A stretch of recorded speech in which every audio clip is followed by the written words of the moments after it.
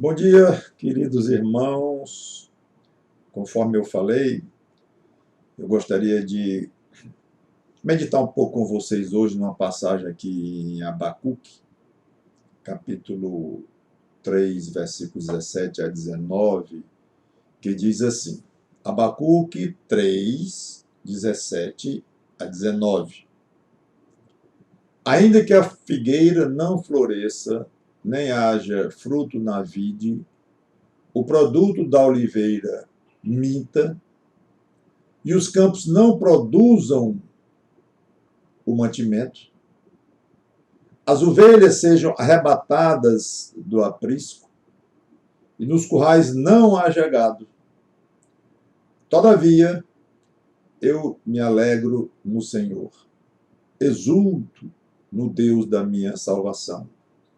O Senhor é a minha fortaleza, e faz os meus pés como de corça, e me faz andar altaneiramente. Estamos vivendo uma situação inusitada, drástica, a única em décadas. Perguntei ao meu pai, de 92 anos, se ele se lembrava, e ele tem uma memória fotográfica, como vocês sabem. E ele disse, não me lembro. Nada parecido com isso durante a minha vida. Nós não temos noção ainda de como isso vai terminar, o tamanho do prejuízo, seja prejuízo físico, em termos de sofrimento ou de morte, prejuízo financeiro, econômico, prejuízo psicológico, vindo de um confinamento social radical, que nenhum de nós jamais viu. E quanto ao prejuízo espiritual? Essa pergunta eu vou deixar para o fim. Antes disso, o que a Bíblia tem a nos dizer em momentos assim? Obviamente, há muitas passagens que falam de ânimo para momentos de sofrimento, da proteção de Deus e tudo mais. Muitas mesmo. É até difícil selecionar. Mas eu não vejo nenhuma mais adequada do que esta aqui de Abacuque. E profetizou em torno do ano 600 anos antes de Cristo, pouco antes da invasão de Nabucodonosor ao reino do sul, reino de Judá, lá em Jerusalém. Parece até que o profeta estava preparando o povo para as terríveis provações que chegariam. E ele diz, ainda que, e passa a retratar um quadro de total escassez de alimento e mantimento, imaginando 6 situações, 4 relacionadas com a lavoura ou a agricultura, a figueira, a uva, oliveira, campos, que dá a ideia de trigo, ou cevada, ou aveia, ou cereais, e fala de 2 situações relacionadas com a pecuária, quando ele se relaciona a ovelha e a gado. Quando fala em gado também, lembramos de carne, leite, manteiga, queijo e os derivados. As crises são descritas de uma maneira simultâneas. Não é como se uma se sucedesse à outra, mas um quadro gravíssimo e desesperador de falta de abastecimento, pouco mantimento e mesmo falta de comida na mesa. Quando fala em figueira e gado, claro que o profeta se refere a recursos e bens da época. Hoje seria empregos, poupança de cada um, carro, computador, smartphone, estoque na despensa ou mesmo no supermercado da esquina, gasolina para o carro e coisas que nos envolvem no nosso dia a dia. E a crise hoje, de fato, envolve um profundo isolamento pessoal, com a consequência da drástica redução de boa parte dos meios de produção do país, causada pela paralisação generalizada da mão de obra do país. Pelo que me consta, até agora não tem havido desabastecimento grave, a ponto de afetar a alimentação do povo. Mas é óbvio que essa possibilidade terrível deve estar lá atrás da mente de cada um e das preocupações. Uma coisa parece certa, em termos pessoais e sociais, quer nós falemos de grupos, de empresas, de grandes comunidades, de bairros, de cidades, estados e até o próprio país, o prejuízo econômico e financeiro será enorme, embora ainda cedo para mensurar qual a magnitude disto. Eu não entendo quase nada de economia e de contas públicas, mas há pouco eu li que o próprio governo federal anunciou há pouco tempo que o crescimento anual previsto era de 3% e agora está reconhecendo que vai ser praticamente zero. Então, para um país que estava se arrastando pouco a pouco, saindo de uma crise longa e profunda, tudo indica que nós vamos retornar, no mínimo, à estaca zero do início da crise, ou talvez regredir muito mais para trás. Não sei, não sabemos. Voltando, então, para o nosso texto, eu falei da crise imaginada por Abacuque e rapidamente fiz algumas comparações com algumas diferenças e semelhanças com a nossa crise de hoje. Então, vamos ver como é que Abacuque reagiria à crise que ele traçou, teórica, naquele momento, mas que poderia a qualquer momento se tornar realidade, que se tornou no caso dos judeus que foram exilados para a Babilônia, mas ele imaginou uma situação qualquer, que viria, de repente, uma crise muito grande. Ele se imagina ali e disse, como é que eu faria? Qual seria a reação dele? Então vamos ver e ver se aprendemos algumas lições para nós nesses dias tão difíceis que estamos passando. Versículo 18, depois de falar do que poderia acontecer nessa crise terrível, quando ele fala de não tem figueira lá na árvore, não tem uva, ele fala no fruto da vide, não tem azeitona nas oliveiras, não tem, os campos não produzem mantimento, trigo, acabou-se, o aprisco está sem gado nenhum, as ovelhas foram levadas, uma situação terrível. Aí ele diz, no 18, todavia eu me alegro. Alegra, Abacuque. Coitado, ele era um otimista nato, desses exagerados que dizem, sorria, a vida é bela. Não, nada indica que era o caso de Abacuque. Mas é que ele sempre foi mesmo meio inconsequente, meio irresponsável nas coisas, meio voador. Não é isso que dá a entender. Coitado de Abacuque. A crise foi tão grande que ele perdeu o juízo e surtou, falando em alegria, uma época dessa. Não foi isso não. E ele explica. Eu me alegro no Senhor. Uma alegria espiritual, que tem como base não o sumiço das oliveiras, não a morte da ovelha, não a dificuldade de pagar o empréstimo que tomou para investir na compra de 3 vaquinhas. Alegrar-se por desgraças assim, pelas perspectivas terríveis na terra, eu concordo que seria de fato uma insanidade. Mas a alegria de Abacuque era baseada na pessoa de Deus. E o que era exatamente que Abacuque via em Deus para se alegrar nessa crise? Ele diz, exulto no Deus da minha salvação.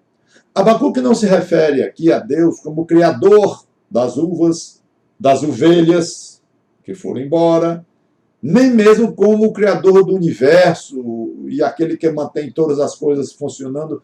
Obviamente, Abacuque crê nisso tudo. Mas não era exatamente nesse aspecto de Deus que ele estava baseando a sua alegria.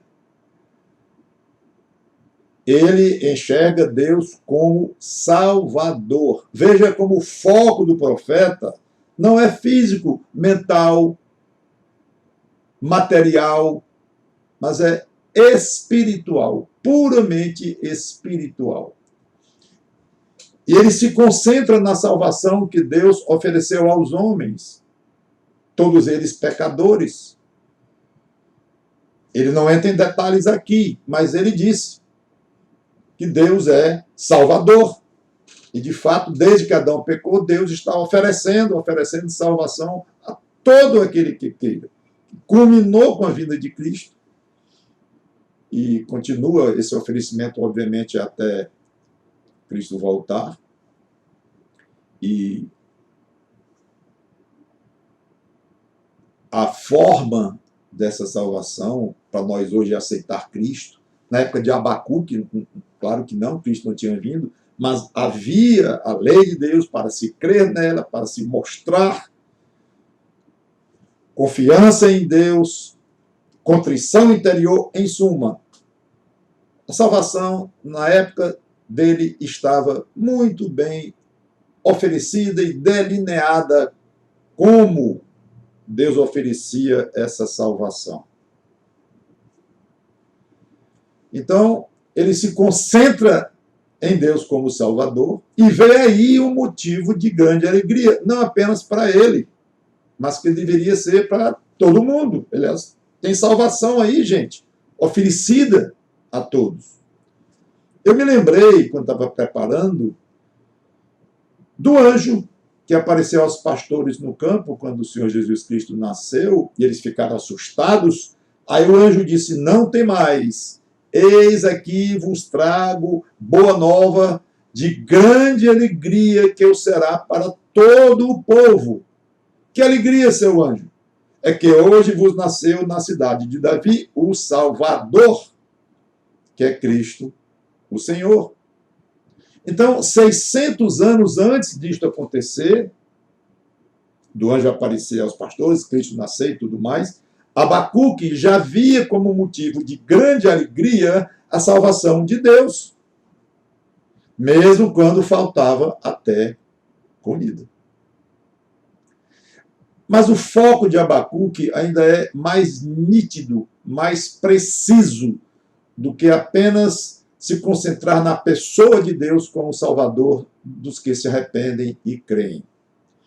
Ele diz que se alegra no Deus da minha salvação, citando aspas, palavras dele, Abacuque, no Deus da minha salvação. Ele olha por um prisma altamente personalizado, como se a característica mais importante de Deus para ele fosse o fato de Deus ser o Salvador dele. E aqui está um pensamento muito interessante. Para mim, a característica mais importante de Deus é que ele é o meu Salvador, no que concerne a mim. Claro que se eu nem existisse, Deus continuaria sendo Deus, Criador de todas as coisas, Salvador dos perdidos, se houvesse perdidos como de fato há, mas em suma, é claro que a existência de Deus, os atributos de Deus, não dependeriam da pessoa de Abacuque. Mas, e o que eu quero dizer é que, do ponto de vista existencial dele, Abacuque, o que era mais importante de Deus era que era o Salvador dele. Aliás, eu entendo quando Abacuque pensa assim, porque eu penso assim, e acho que cada pessoa salva pensa exatamente assim. E, para mim, no que concerne a minha vida, a minha existência, o que há de mais importante de Deus, no que toca a minha alma, é que Deus é o meu Salvador. Claro que nessa alegria de Abacuque estava incluída a confiança que ele tinha em Deus, a paz no seu coração, a certeza de que o céu lhe aguardava. E ele continua, então, no versículo 19, o Senhor Deus é a minha fortaleza. Mas, momento, o alimento foi tirado, o sustento desapareceu. Cadê a fortaleza? Fortaleza não é para proteger? É, de fato. Mas é fundamental sabermos que como é que Deus se propõe a ser a nossa fortaleza. Em outras palavras, como fortaleza, Deus se propõe a proteger o que nosso? Essa é uma grande pergunta, fundamental para entendermos as Escrituras e como é que Deus se relaciona com os crentes. Então, Deus se propõe, como fortaleza, a proteger nossos bens? Muitas vezes, sim, mas nem sempre. Nossa saúde? Muitas vezes, sim, mas nem sempre. Ele se propõe, ele promete, ele se compromete, até eu diria, conosco, a proteger o nosso bem mais valioso, que é a nossa salvação. E juntamente com a salvação, ele protege nossa fé, a nossa confiança nele. Isso ele se propõe a proteger. Nisso ele é a nossa fortaleza em qualquer situação. Tudo que temos, nós sabemos disso, até a vida neste corpo, nós estamos sujeitos a perder. Não apenas pela crise atual ou por outras que podem surgir, não, mas pela própria fragilidade da nossa existência terrena. Mas nós nunca vamos perder a salvação. Nunca vamos perder a proteção, o carinho, o zelo, o amor do Deus da nossa salvação.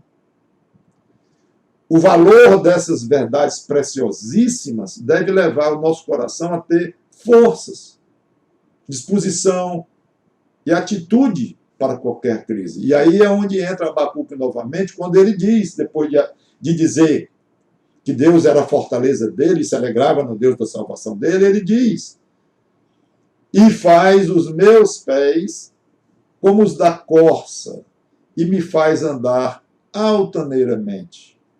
Aqui é uma metáfora, claro. E sendo metáfora, está sujeita a algumas variações de interpretação. Para mim, quando ele fala aqui dos pés da corça e o fato de andar altaneiramente, me faz lembrar a habilidade da corça em pisar com cuidado e a delicadeza com que ela pisa. Aí eu penso na sabedoria que devemos ter ao avaliar as coisas. Agora eu estou focalizando nestes dias, na crise. Vale para qualquer época da vida, obviamente, mas focalizando nesses dias. Avaliar as coisas, traçar critérios pessoais, julgar os outros.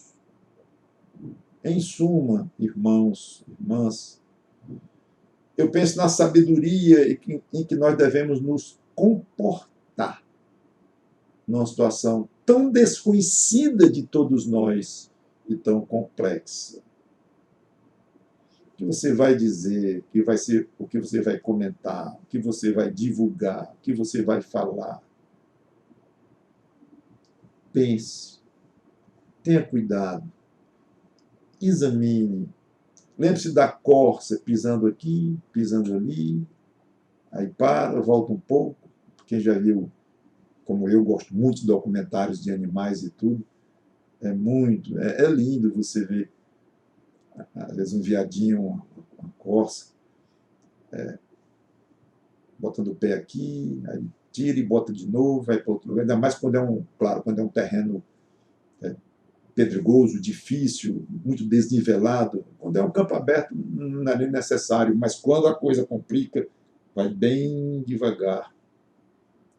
Não tire conclusões apressadas durante esses dias e tenha calma. Tenha calma. A corça pisa delicadamente e com muito cuidado. E eu penso também, claro, quando ele diz me faz andar altaneiramente, a capacidade da corça em subir para lugares altos, altos, muito altos, em que ela está procurando não apenas alimento, mas sossego e proteção dos predadores. Procure subir nesta crise, meu irmão. Buscar lugares altos, subir mentalmente, subir psicologicamente, em especial subir espiritualmente. Subir espiritualmente buscando em oração pessoal ou em grupo com sua família. Hoje até as famílias estão segmentadas por causa do isolamento. Então eu quero dar mesmo ênfase à oração pessoal, leituras reflexivas da própria Bíblia, obviamente, e de livros também correlatos, bem escolhidos. Meditação, quietude, suba.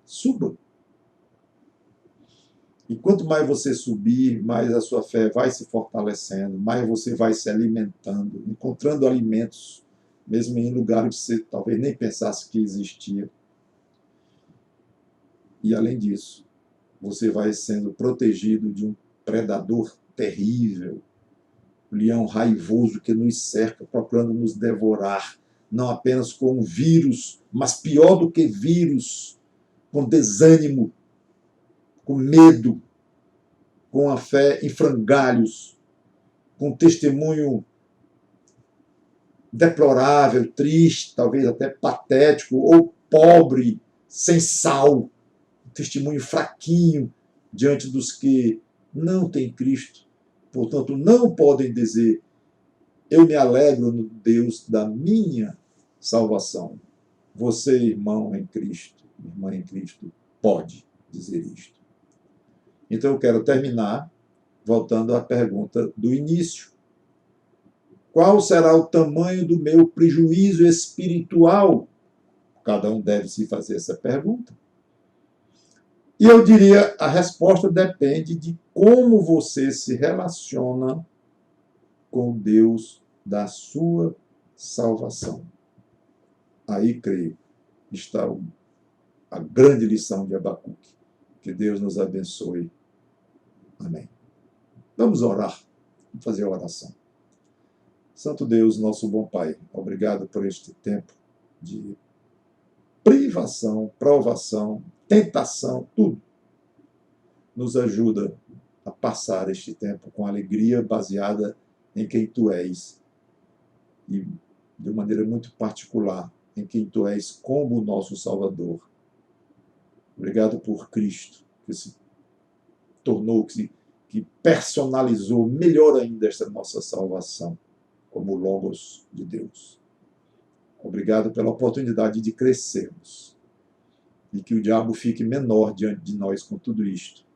E o Teu Espírito Santo nos eleve, nos faça andar altaneiramente, rapidamente, agilmente, como que por cima dos problemas, mas com muito cuidado, muito cuidado.